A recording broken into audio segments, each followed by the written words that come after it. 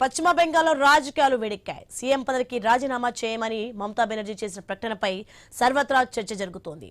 Assembly ఎన్నికల్లో TMC ఓడిపోయింది. బీజేపీకి ప్రజలు పట్టం కట్టారు. కానీ మమతా బెనర్జీ పదవికి రాజీనామా చేయకపోవడాన్ని పలు రాజకీయ విశ్లేషకులు తప్పుపడుతున్నారు. ఇది ప్రజాస్వామ్య విలువలకి విరుద్ధమని అంటున్నారు.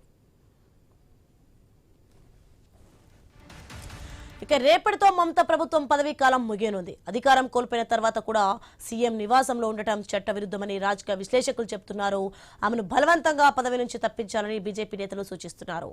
ప్రజల తీర్పును గౌరవించకుండా పీఠాన్ని అంటిపెట్టుకుని ఉండటం వల్ల రాష్ట్రంలో రాజ్యాంగ సంక్షోభం ఏర్పడుతుందని చెబుతున్నారు. గవర్నర్ జోక్యం చేసుకుని ఆమెను పదవి నుంచి బర్తరఫ్ చేయాలని డిమాండ్ చేస్తున్నారు. రాహుల్ గాంధీ, అరవింద్ కేజ్రీవాల్ లాంటి నేతలు మమతా బెనర్జీకి మద్దతు తెలపడం వెనుక పెద్ద రాజకీయ కుట్ర ఉందనే అభిప్రాయాలు వ్యక్తమవుతున్నాయి. బెంగాల్ ప్రజలు మార్పు కోరుకున్నారని బీజేపీ నేతలు స్పష్టం చేస్తున్నారు. మమతా బెనర్జీ తీర్పును అంగీకరించకుండా వ్యవస్థలను అడ్డు పెట్టుకుని రాజకీయాలు చేస్తున్నారని విమర్శిస్తున్నారు. কেন কিসের জন্য আমরা তো হারিয়ে নিয়ে যাব, হারলে আমি যদি শপথ নিতে যেতাম তাহলে আমি রেজিগনেশনটা করতাম। এখন তো কোয়েশ্চেন ডাজন্ট অ্যারাইজ।